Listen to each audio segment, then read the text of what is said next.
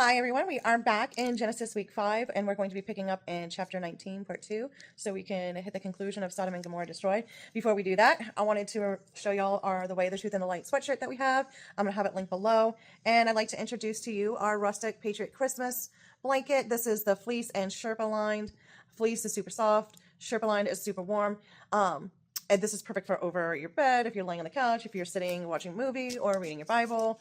It's good to go. And also, let's not forget our God's Version necklace. We have it right here. I'm going to link as many of these below as I can. And let's get into chapter 19, Sodom and Gomorrah Destroyed, part 2. All right. With the coming of dawn, the angels urged Lot, saying, "Hurry, take your wife and your 2 daughters who are here, or you will be swept away when the city is punished." When he hesitated, the men grasped his hand and the hands of his wife and his 2 daughters and led them safely out of the city, for the Lord was merciful to them.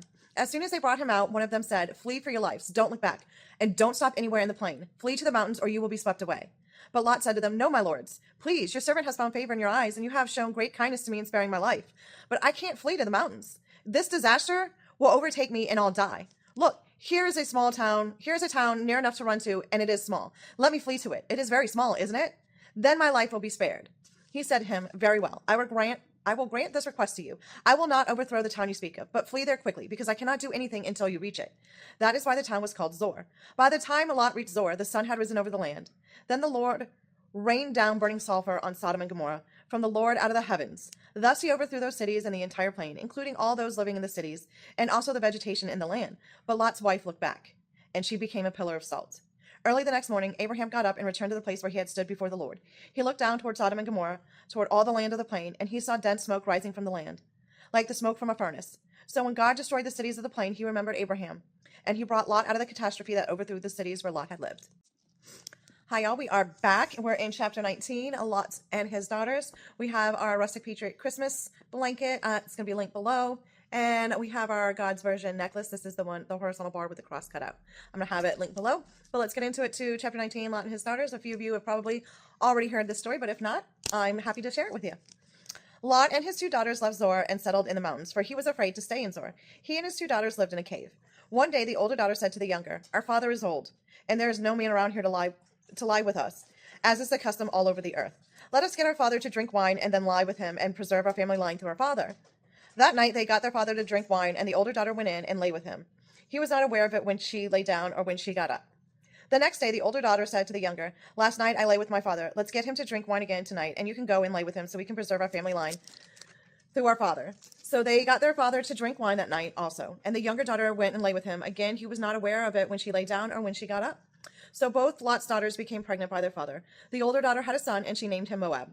He is the father of the Moabites of today. The younger daughter also had a son, and she named him Ben-ammi. He is the father of the Ammonites of today. So maybe that's Ben-ammi. And he is the father of the Ammonites today. And that is the story of Lot and his daughters. There's lots of takeaways there. All right, we will see you again in chapter 20. Until then. All right, you guys, we are back in chapter 20, Abram and Amalek.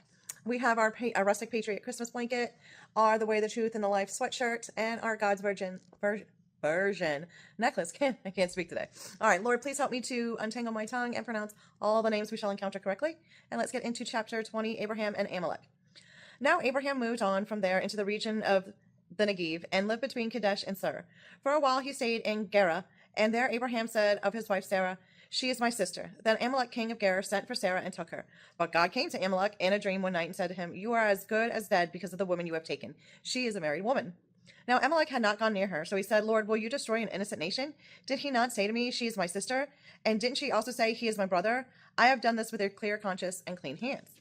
Then God said to him in a dream, "Yes, I know you did this with a clear conscience, and so I have kept you from sinning against me. That is why I did not let you touch her.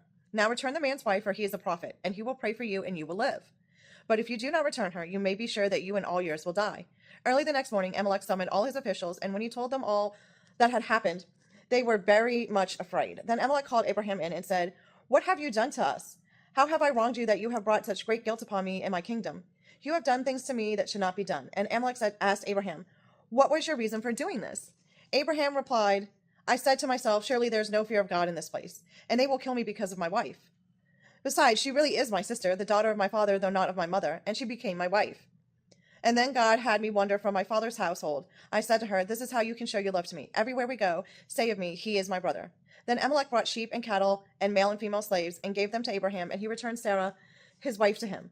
And Amalek said, "My land is before you. Live wherever you like." To Sarah he said, "I am giving your brother 1,000 shekels of silver. This is to cover the offense against you before all who are with you. You are completely vindicated." Then Abraham prayed to God, and God healed Amalek, his wife, and his slave girl so that they could have children again. For the Lord had closed up every womb in Amalek's household because of Abraham's wife, Sarah. All right, we'll see you in chapter 21, the birth of Isaac. Until then, be blessed and have a great day. Hi, y'all. We are back in chapter 21, the birth of Isaac. We have our rustic Patriot blanket and our God's version necklace. We're going to have these linked below, and let's get into it. The birth of Isaac. Now the Lord was gracious to Sarah, as he had said, and the Lord did for Sarah what he had promised. Sarah became pregnant and bore a son to Abraham in his old age, at the very time God had promised him. Abraham gave the name Isaac to the son Sarah bore him. When his son Isaac was 8 days old, Abraham circumcised him as God commanded him. Abraham was 100 years old when his son Isaac was born to him. Sarah said, "God has brought me laughter, and everyone who hears about this will laugh with me." And she added, "Who would have said to Abraham that Sarah would nurse children? Yet I have borne him a son in his old age." All right, we will see you back in chapter 21 for Hagar and Ishmael sent away. And until then, be blessed. Have a great day. Hi, y'all. We're back in chapter 21, Hagar and Ishmael sent away. We are hanging out with our rustic Patriot Christmas blanket, and let's get into chapter 21. The Hagar and Ishmael sent away. The child grew and was weaned, and on the day Isaac was weaned, Abraham held a great feast. But Sarah saw that the son whom Hagar the Egyptian had borne to Abraham was mocking, and she said to Abraham, "Get rid of that slave woman and her son, for the slave woman's son will never share in the inheritance with my son Isaac." The matter distressed Abraham greatly because it concerned his son. But God said to him, "Do not be so distressed about the boy and your maidservant. Listen to whatever Sarah tells you, because it is through Isaac that your offspring will be reckoned. I will make the son of the maidservant into a nation also, because he is your offspring." Early the next day, Abraham took some food and a skin of water and gave them to Hagar. He set them on her shoulders and then sent her off with the boy. She went on her way and wandered into the desert of Beersheba. When the water in the skin was gone, she put the boy under one of the bushes. Then she went off and sat down nearby, about a bow shot away, for she thought, "I cannot watch the boy die." And as she sat there nearby, she began to sob. God heard the boy crying, and the angel of God called to Hagar from heaven and said to her, "What is the matter, Hagar? Do not be afraid. God has heard the boy crying as he lies there. Lift the boy up and take him by the hand, for I will make him into a great nation." Then God opened her eyes, and she saw a well of water. So she went and filled the skin with water and gave the boy a drink. God was with the boy as he grew up. He lived in the desert and became an archer. While he was living in the desert of Paran, his mother got a wife for him from Egypt. All right, and we will see you in the next chapter, or the next part of this chapter, chapter 21, the Treaty of Beersheba. Until then, be blessed and have a great day. All right, y'all, we are back in chapter 21, the Treaty of Beersheba. We have our rustic Patriot Christmas blanket and our God's version necklace. And under all of this is the Way, the Truth, and the Life sweatshirt that we have. We're going to have them linked below. And let's get into chapter 21, the Treaty of Beersheba. At the time, Amalek and Pishol, the commander of his forces, said to Abraham, "God is with you in everything you do. Now swear to me here before God that you will not deal falsely with me or my children or my descendants. Show to me in the country where you are living as an alien the same kindness I have shown to you." Abraham said, "I swear it." Then Abraham complained to Amalek about a well of water that Amalek's servants had seized. But Amalek said, "I do not know who has done this. You did not tell me, and I heard about it only today." So Abraham brought sheep and cattle and gave them to Amalek, and the two men made a treaty. Abraham set apart 7 ewe lambs from the flock, and Amalek asked Abraham, "What is the meaning of these 7 ewe lambs that you have set apart by themselves?" He replied, "Accept these 7 lambs from my hand as a witness that I dug this well."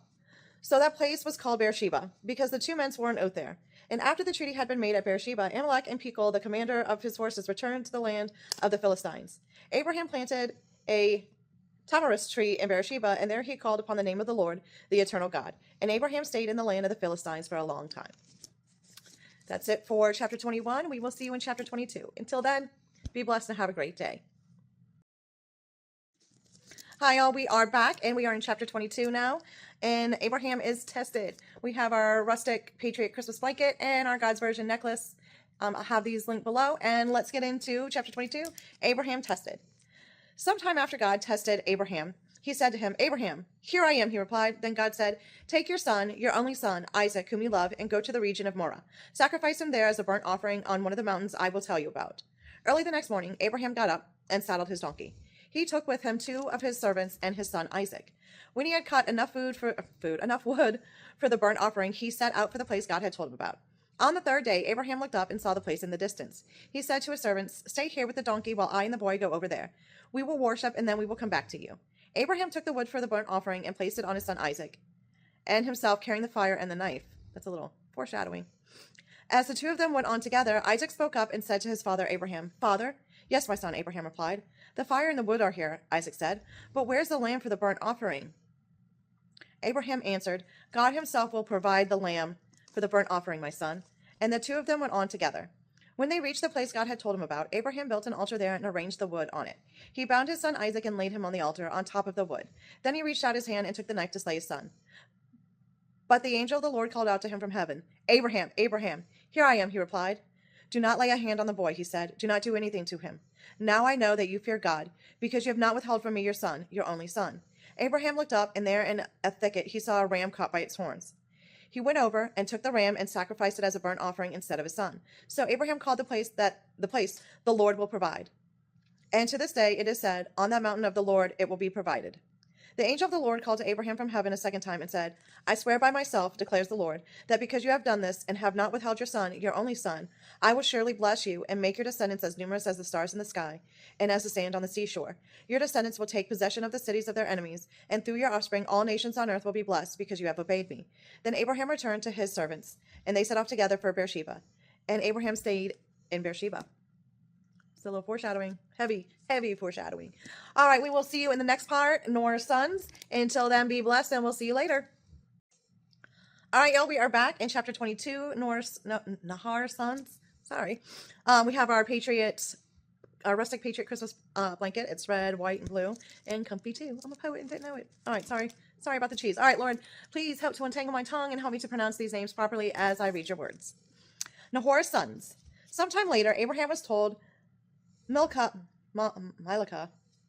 is also a mother. She has borne sons to your brother Nahor. Uz is the firstborn.